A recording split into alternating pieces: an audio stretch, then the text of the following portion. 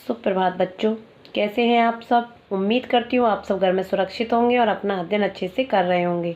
मैं सोना यादव, आपकी हिंदी विषय की अध्यापिका। बच्चों, पूर्व कक्षा में हम पाठ 14 क्रिया का अध्ययन कर रहे थे, जिसमें हमने क्रिया के अंतर्गत कर्म के आधार पर क्रिया के दो भेद सकर्मक और अकर्मक का अध्ययन किया। आज की कक्षा में हम रचना के आधार पर क्रिया के भेदों का अध्ययन करेंगे। तो आइए बच्चों, शुरू करते हैं आज की कक्षा। क्रिया। बच्चों, पूर्व कक्षा में हमने जाना कि जिन शब्दों से किसी कार्य के करने या होने का पता चलता है उसे क्रिया कहते हैं। क्रिया के बिना कोई भी वाक्य पूरा नहीं होता। क्रिया के भेद। क्रिया के दो भेद होते हैं, कर्म के आधार पर और रचना के आधार पर। कर्म के आधार पर क्रिया के भेदों का अध्ययन हम पूर्व कक्षा में कर चुके हैं। आज हम रचना के आधार पर क्रिया के भेदों का अध्ययन करेंगे। रचना के आधार पर क्रिया के 5 भेद होते हैं। पहला है सामान्य क्रिया, दूसरा है संयुक्त क्रिया, तीसरा है नाम धातु क्रिया, चौथा है प्रेरणार्थक क्रिया, पांचवा है पूर्वकालिक क्रिया। आइए बच्चों, जानते हैं इनके बारे में।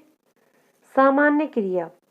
जब किसी वाक्य में एक ही क्रिया का प्रयोग हो तो वह सामान्य क्रिया कहलाती है। जैसे बलवीर आया, बच्चों ने दूध पिया, माँ ने पत्र लिखा, कविता मुंबई गई। बच्चों, इन वाक्यों में आया, पिया, लिखा, गई सामान्य क्रियाएं हैं। दूसरा भेद संयुक्त क्रिया। दो या दो से अधिक क्रियाएं मिलकर एक ही कार्य पूर्ण करती हैं, उन्हें संयुक्त क्रिया कहते हैं। जैसे शेखर लिख रहा है, दूसरा है बैलगाड़ी चल पड़ी, लड़कियां नृत्य कर रही हैं, चपातियां बन गई, श्री रामलाल जी आ गए हैं। बच्चों, इन वाक्यों में लिख रहा है, चल पड़ी, कर रही है, बन गई, आ गए हैं आदि क्रियाएं संयुक्त क्रियाएं हैं। संयुक्त क्रिया में पहली क्रिया मुख्य क्रिया होती है और दूसरी क्रिया सहायक क्रिया होती है। जैसे हमने एक उदाहरण लिया, शेखर लिख रहा है। बच्चों, इस वाक्य में दो क्रिया हैं। पहली क्रिया है लिख, दूसरी क्रिया है रहा है। पहली क्रिया है मुख्य क्रिया और दूसरी क्रिया है सहायक क्रिया। बच्चों, सहायक क्रिया मुख्य क्रिया की रूप रचना का कार्य करती है। इस प्रकार दोनों क्रियाएं मिलकर संयुक्त क्रियाएं कहलाती हैं। तीसरा भेद है नाम धातु क्रिया। जो क्रिया संज्ञा, सर्वनाम और विशेषण आदि से बनती है उन्हें नाम धातु क्रिया कहते हैं। जैसे जवान आदमी का बच्चों की तरह तुतलाना अच्छी बात नहीं है।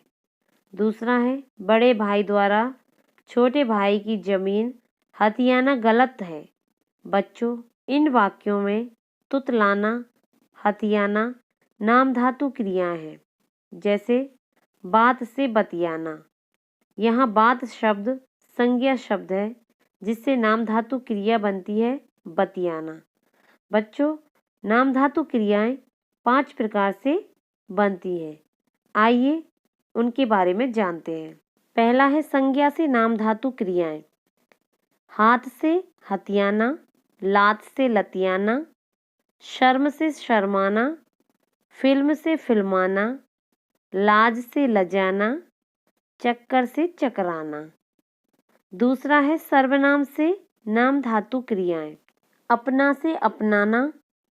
तीसरा है विशेषण शब्दों से नाम धातु क्रिया बनाना।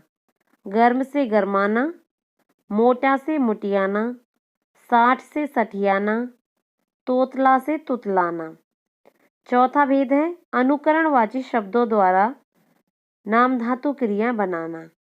खटखट से खटखटाना, झंझन से झंझनाना, किटकिट से किटकिटाना, भुनभुन से भुनभुनाना। ये सभी शब्द नाम धातु क्रियाएं हैं। चौथा भेद है प्रेरणार्थक क्रिया।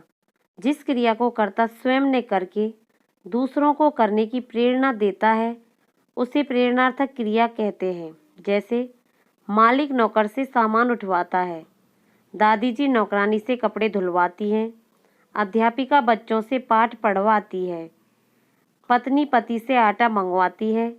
बच्चों, इन वाक्यों में नौकर, नौकरानी, बच्चों, पति ये सभी अपनी इच्छा से कार्य नहीं करते। उन्हें इन कार्यों को करने की प्रेरणा मालिक, दादी जी, अध्यापिका, पत्नी आदि से मिलती है, इसलिए ये प्रेरक करता है। और नौकर, नौकरानी, बच्चों, पति ये सभी शब्द प्रेरित करता है। इस प्रकार इन वाक्यों की जो क्रियाएं हैं वे प्रेरणार्थक क्रियाएं हैं, क्योंकि कर्ता स्वयं कार्य न करके दूसरों को कार्य करने की प्रेरणा देता है, इसलिए इन वाक्यों की क्रियाएं प्रेरणार्थक क्रियाएं हैं। पांचवा भेद है पूर्वकालिक क्रिया। किसी वाक्य में मुख्य क्रिया से पहले हुई क्रिया को पूर्वकालिक क्रिया कहते हैं। जैसे नरेश ने पढ़कर टीवी देखा, बंदर उछलकर पेड़ पर चढ़ा, सौम्या ने भागकर बस पकड़ी, चंद्रकांत ने उठकर दरवाजा खोला। बच्चों, इन वाक्यों में पढ़कर, उछलकर, भागकर, उठकर आदि क्रियाएं पूर्वकालिक क्रियाएं हैं। ये क्रियाएं देखा, चढ़ा, पकड़ी, खोला आदि मुख्य क्रियाओं से पहले हुई हैं।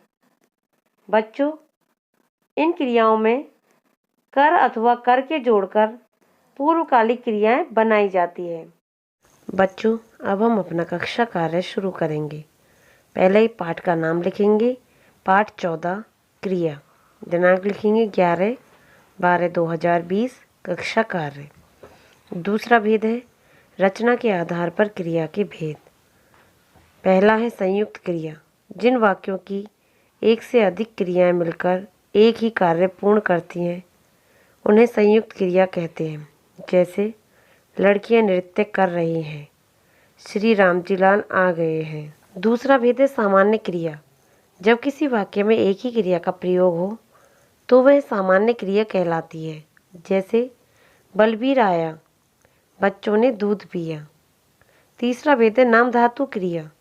जो क्रियाएं संज्ञा, सर्वनाम, विशेषण आदि से बनती है उन्हें नाम धातु क्रियाएं कहते हैं। बच्चों, नाम धातु क्रियाएं 5 प्रकार से बनती हैं। संज्ञा से नाम धातु क्रिया, हाथ से हथियाना, बात से बतियाना। सर्वनाम से अपना, अपनाना। विशेषण से गर्म, गरमाना, नरम, नरमाना। अनुकरणवाची शब्दों से खटखट, खटखटाना, थप थप, थपथपाना। चौथा भेद है प्रेरणार्थक क्रिया। जिस क्रिया को कर्ता स्वयं ने करके दूसरों को करने की प्रेरणा देता है उसे प्रेरणार्थक क्रिया कहते हैं। जैसे मालकिन नौकरानी से बर्तन साफ करवाती है। दूसरा है राजीव बहन से कपड़े धुलवाता है। पांचवा भेद है पूर्वकालिक क्रिया। किसी वाक्य में मुख्य क्रिया से पहले हुई क्रिया को पूर्वकालिक क्रिया कहते हैं। जैसे सौम्या ने भागकर बस पकड़ी। दूसरा चंद्रकांत ने उठकर दरवाजा खोला। बच्चों, इन दोनों वाक्यों में भागकर, उठकर पूर्वकालिक क्रियाएं हैं। आइए बच्चों, अब हम अपने गृह कार्य की ओर चलते हैं। प्रश्न है हमारा, निम्नलिखित वाक्यों में क्रियाएं पहचानकर उन्हें रेखांकित करते हुए उनके भेद लिखिए। बच्चों, यहाँ हमने 8 वाक्य लिए हैं जिनमें हमने क्रियाओं को रेखांकित कर उनके भेद लिखे हैं। इस तरह से आप अपना कक्षा कार्य और गृह कार्य अपनी नोटबुक में सफाई के साथ करेंगे। मिलते हैं अगली कक्षा में। धन्यवाद।